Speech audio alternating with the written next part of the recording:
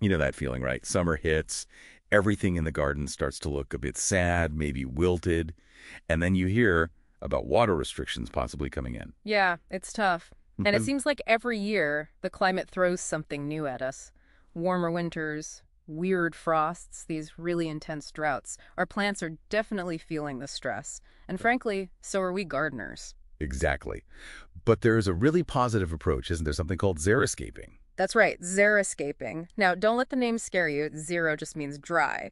But we're not talking about planting nothing but gravel. Not at all. Okay. It's actually a really smart and honestly beautiful way to garden. You're working with nature, designing these amazing landscapes that look great but need way less water, like 25% to maybe even 75% less, and less work too. Less water and less work. Okay, I'm listening. So in this deep dive, we want to give you a kind of complete guide, right? Yeah. How to create a garden that doesn't just survive these conditions, but actually thrives. Exactly. We'll look at two really crucial foundational pillars for success. And then we'll introduce 10 fantastic plants or superheroines for dry gardens. We'll group them by what they do in the garden, give you some expert tips. And crucially, how to put them together, how to combine them to create something really vibrant and beautiful, but still low maintenance. Yep. Because a lot of it comes down to just choosing the right plant for the right spot. Get that right, and they pretty much look after themselves. Okay, so let's dig in. Those foundations you mentioned, what are the absolute must-haves? Pillar number 1, well-drained soil. This is non-negotiable, really. It stops roots rotting if you get a wet winter, which many of these plants hate. Right. But it also encourages the roots to go down deep looking for moisture in summer. Makes them more drought resistant. So how do you know if your soil drains well enough? Is there a simple test? Yeah, pretty easy. Just dig a hole, maybe a foot deep, fill it with water. If that water's still sitting there hours later, your soil's holding on to too much moisture. It's too heavy. And if it is, what do you do? You need to lighten it up, mix in some good mature compost, or maybe some river sand, not builder sand, or even fine gravel. Often, poorer, stonier soil is actually better for these kinds of plants than really rich, heavy stuff. Okay, good drainage. Got it. What's pillar number 2? Mulching. Absolutely essential. Don't skip this. Why is it so important? Well, it does 3 key things. First, it saves a ton of water by stopping evaporation from the soil surface. Second, it's great for keeping weeds down.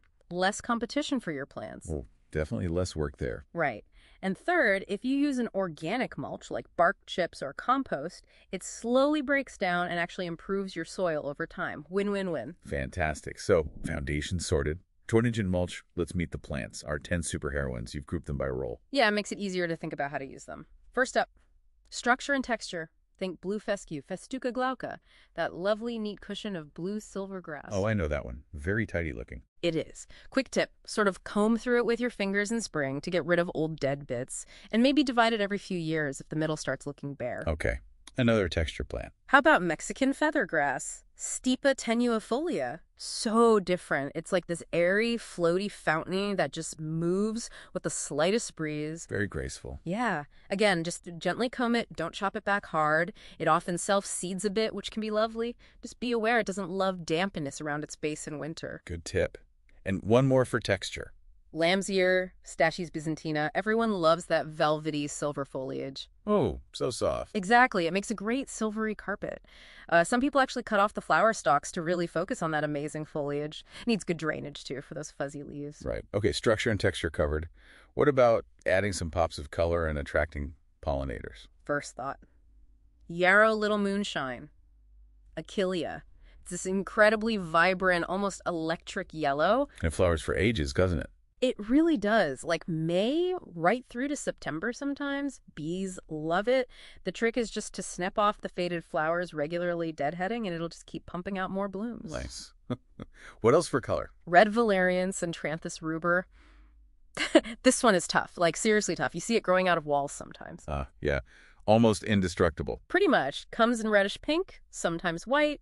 If you find it spreads a bit too much for your liking, just cut the flower stalks off before they set seed. Problem solved. Great for tricky spots. Good one. And maybe something with a bit more movement. Then you want Lindheimer's bee blossom or Gaura lindheimeri. It has these delicate sort of butterfly-like flowers on long stems that just dance. Very elegant. It is. And it's super drought tolerant because it has a really deep taproot. The only downside is that taproot means it hates being moved. So pick its spot carefully first time. It tends to self-seed gently anyway. Okay, plant it and leave it. Got it. Now, what about plants that act as living carpets? Ground cover. Oh, definitely. Ice plant, Delosperma. The flowers are just incredible, like jewels, really intense pinks, yellows, oranges, forms a dense mat. Sounds amazing. Any catches? Drainage. It absolutely hates sitting in damp soil, especially in winter. Give it a sunny spot with sharp drainage, maybe on a slope or in gravel, and it's happy. Super easy to propagate too. Good to know. And another ground cover. Mexican daisy, Erigeron carvinskianus. This is a little charmer. It spills and trails everywhere, covered in little daisy flowers. And they change color, right? Yeah, that's the lovely thing. They open white and then fade to pink, so you get this two-tone effect. Brilliant for softening the edges of paths or spilling over low walls. It self-seeds politely. Lovely. Okay, final category. Sculptural and dramatic plants. For real architectural presence, you can't beat Mediterranean Spurge, Euphorbia coriaceas. It's quite imposing, upright, with those big heads of acid green flowers. Well, bracts, technically. Very striking. Totally unique look. Just one important safety note. The milky sap inside the stems is a real irritant, like really nasty. So always wear gloves and be careful around your eyes when handling it or cutting it. Okay, crucial warning there. Gloves on for that one. And the last superheroine. Has to be Autumn Sedum, now called Hylotelephium. Used to be Sedum, Autumn Joy, and similar ones. It offers something interesting almost all year round. How so? Well, you get the fleshy leaves emerging, then the flower heads forming like broccoli, opening to pinky red, attracting loads of pollinators. Then, and this is key, leave the dead flower heads on all winter. Don't cut them back. No. They look amazing, especially with frost on them. Real structure. Just prune them back hard in very late winter, early spring before the new growth starts. Again, good drainage is a must. Fantastic. 10 amazing plants. Yeah. So the big question, how do you put them together effectively? It's really about playing with contrasts. That's what makes a planting look dynamic and interesting. Contrasts in what way? In forms, textures, and colors. So maybe contrast the round cushion shape of the blue fescue with the tall vertical spires of the Gaura. Okay, shicks. Then textures. Put the really airy, delicate Mexican feathergrass next to something solid and fleshy like the Autumn Sedum, or the feathery grass next to the velvety lamb's ear. See? Yeah, I see. Different feels and colors. Use the foliage. Those blues and silvers from the fescue or lamb's ear are brilliant foils. They make any neighboring flower colors like the yellow yarrow or the pink sedum really pop. So you're designing with leaves as much as flowers. Absolutely. Let's paint a quick picture. Imagine a sunny border. Maybe put the taller Gaura towards the back for height. Okay. Then in the middle, clumps of the sturdy Autumn Sedum and that bright yellow yarrow. Then towards the front, use the blue fescue as punctuation, maybe interplanted with the Mexican daisies spilling out onto the path. Ooh, I can picture that. The different shapes and textures working together. Exactly. It creates a living picture, a tableau. Vibrant, full of interest, but all using plants that can handle the conditions. It sounds fantastic. So just to recap the core ideas.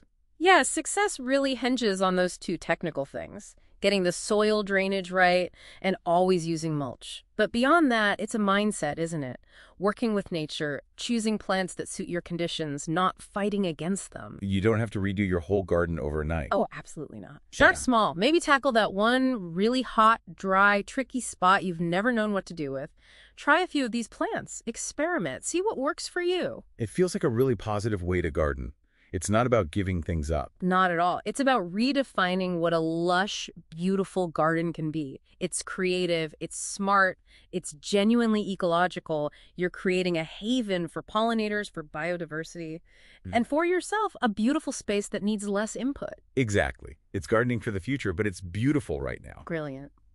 And just to help everyone get started, we've put together a quick guide, a table recapping all 10 of those superheroine plants, their key features, and those expert tips. You can download that from the page for this deep dive. Yeah, should be really handy. So the final thought then, are you ready to garden with the future?